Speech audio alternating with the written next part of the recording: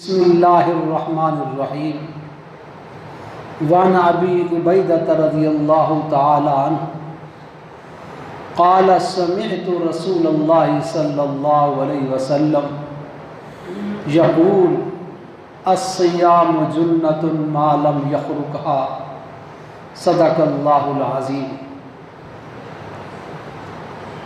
سرکار دو عالم فخر دو عالم امام الانبیاء جناب محمد الرسول اللہ صلی اللہ علیہ وسلم نے فرمایا روزہ آدمی کے لیے ڈھال ہے جب تک کہ یہ اس کو پھاڑ نہ دے۔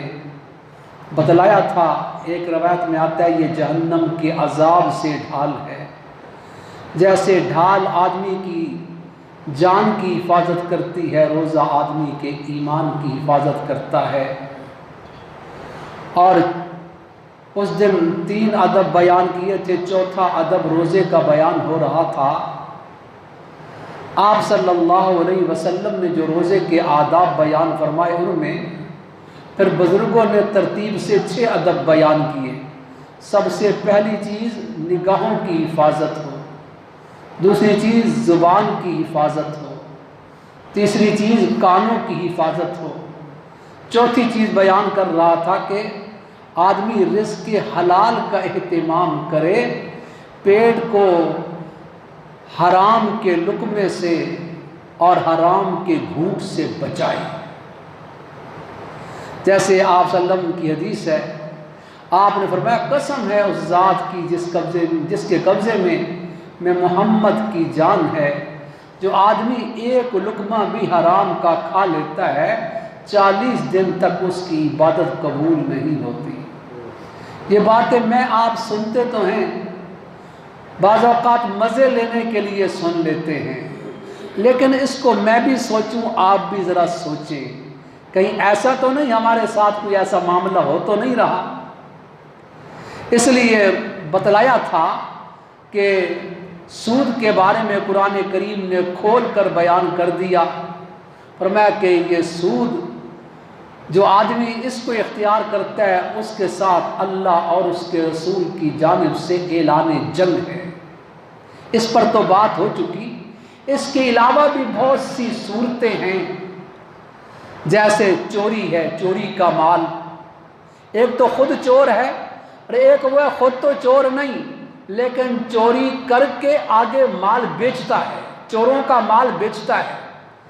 ایک آدمی نے ایک چیز 20,000 کی 5,000 میں دی تو لازمی بات ہے خریدنے والے کو بھی معلوم ہوتا ہے کہ یہ چوری کا مال ہے، تو لہٰذا ایسے نہ ہو کہ ان کے ساتھ ہم ان کے مددگار بن جائیں۔ اسی طرح ڈاکہ زنی، ڈاکے کا مال، اور آدمی کو غائب کر کے اس کا تاوان، اغوا کا تاوان۔ مجھے یہاں پر شالی ویلی کا ہی ایک آدمی اغوا ہو گیا کچھ عرصہ پہلے، تو کہنے لگا کہ مجھے کہتے تھے کہ اپنا تم اتنے کروڑ روپے دے دو، 3 کروڑ روپے دے دو تمہیں چھوڑ دیں گے۔ جو آدمی اغوا کر کے لے گئے تھے اس کا تو مجھے پتہ نہیں، جو اوپر مجھے کھانا کھلاتے تھے، پانی پلاتے تھے، نماز بھی پڑھتے تھے، تسبیح بھی پھیرتے تھے، کہتے لیکن 4 لاکھ مجھے 4 کروڑ روپے تاوان دے دو، بس ہم تمہیں چھوڑ دیں گے عزت کے ساتھ۔ اب دیکھیے ان نمازوں کا، ان چیزوں کا، اور بظاہر تسبیح بھی پھیر رہا ہے، سب کچھ کر رہا ہے لیکن حرام کھا رہا ہے۔ تو لہٰذا اس لیے اس کے علاوہ میں نے بتلایا تھا جھوٹ ملاوٹ والی چیز کو بیچنا اور پھر نقلی چیز کو اصلی بنا کر بیچنا، اسی طریقے سے بیوی کو اور بہنوں کو محروم کرنا جائیداد سے۔ جو آدمی جائیداد پر قابض ہو چکا باپ کی، وہی قابض ہو کے بیٹھا ہے، دوسرے بھائیوں کو حصہ دینے کے لیے تیار نہیں۔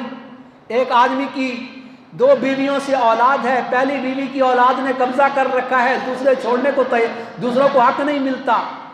ایک مرتبہ ایک واقعہ انہوں نے لکھا ہے، جب انگریز کی حکومت تھی ہندوستان میں، پاک و ہند میں، تو ایک آدمی اپنی باپ کی جائیداد کی تقسیم کے لیے ایک انگریز مجسٹریٹ کے پاس پہنچا۔ اس کو یہاں پر کیونکہ یہی انگریزی قانون نافذ تھا، اس سے کہنے لگا جی آپ اپنے اس قانون کے موافق میری جائیداد کو تقسیم کر دیں۔ مجسٹریٹ کہنے لگا میں تو ملازم ہوں، مجھے تو جیسے کہو گے میں تو ویسے ہی تقسیم کر دوں گا، لیکن بات یہ ہے کہ تمہاری کتاب میں تو یہ مسئلہ آدھی سطر سے بھی کم میں ہے، آدھی سطر سے بھی کم میں۔ قرآن کریم نے کیا کہا؟ لِلذَّكَرِ مِثْلُ حَظِّ الْأُنثَيَيْنِ، تو آگے انگریز مجسٹریٹ نے کہا لِلذَّكَرِ کا جملہ تو ماننے کو تیار ہے، حَظِّ الْأُنثَيَيْنِ کے جملے کو ماننے کو تیار نہیں۔ اب بتلا تمہارا کتاب کو ماننا کون سا ماننا ہوا؟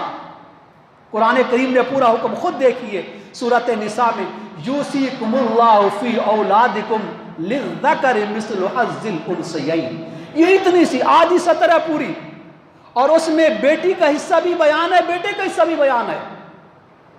تو کہا یوصیکم اللہ فی اولادکم للذکر مثل حظ الانثیین، للذکر کو مانتا ہے، مثل حظ الانثیین کو تو نہیں مانتا، تمہارا کتاب کو ماننا کون سا ماننا ہوا؟ جو جناب منہ اٹھائے دیکھتے کھڑے رہ گئے۔ اس نے کہا تم ایسی کتاب کو مانتے ہو؟ میں تو فیصلہ کر دوں گا، میں ملازم ہوں، لیکن تم مسلمان ہو، تم بتلاؤ تمہاری کتاب کو ماننا کیسے ماننا ہوا؟ اور اسی طریقے سے بعض اوقات حرام چیز آدمی کے پاس آتی ہے، پتہ بھی نہیں چلتا۔ ایک آدمی اپنے تعلقات کی بنیاد پر رعایتیں لیتا ہے، گورنمنٹ نے وہ رعایت نہیں دی، حکومت نے نہیں دی۔ ایک بزرگ حضرت تھانوی رحمۃ اللہ علیہ اسٹیشن پہ پہنچے، ٹکٹ لیا، ٹکٹ لینے کے بعد گاڑی میں سوار ہونے سے پہلے وہاں کے اپنا آدمیوں کے پاس پہنچے جو وہاں پر سامان کو بلٹی کرتے تھے، تو اس سے کہنے لگے میرے سامان کا وزن کر دو، جو پرچی ہے بنا دو، میں تمہیں پیسے دے دیتا ہوں۔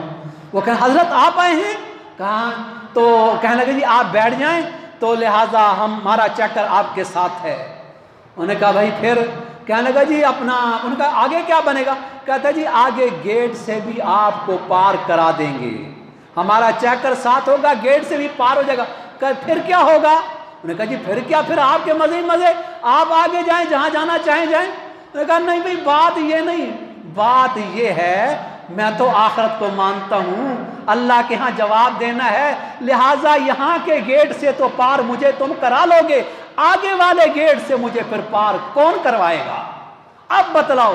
تو بعض اوقات ہم کہتے ہیں گاڑی والے نے کہہ دیا ہے جی، ٹکٹ چیکر نے کہہ دیا ہے جی یہ ایسا ہے تو وہ بھی ایسے۔ ایک دفعہ میرا اپنا سفر تھا، ہم دو ساتھی کسی شادی پر جا رہے تھے، بھاگے بھاگے وہاں پر ملتان اسٹیشن پہ پہنچے، تو لہٰذا آگے ہم نے رحیم یار خان جانا تھا، اور جب ہم بیٹھے تو بیٹھتے ہی فوراً ہی جب چیک کرنے والا آیا ٹکٹ، تو ٹی ٹی کو میں نے کہہ دیا ہم ٹکٹ نہیں خرید سکے، ہم نے رحیم یار خان جانا ہے، ہمارا ٹکٹ بنا دیں۔ کہنے لگا جی آپ فکر نہ کریں، میں آپ کے ساتھ آگے بنا دیتا ہوں۔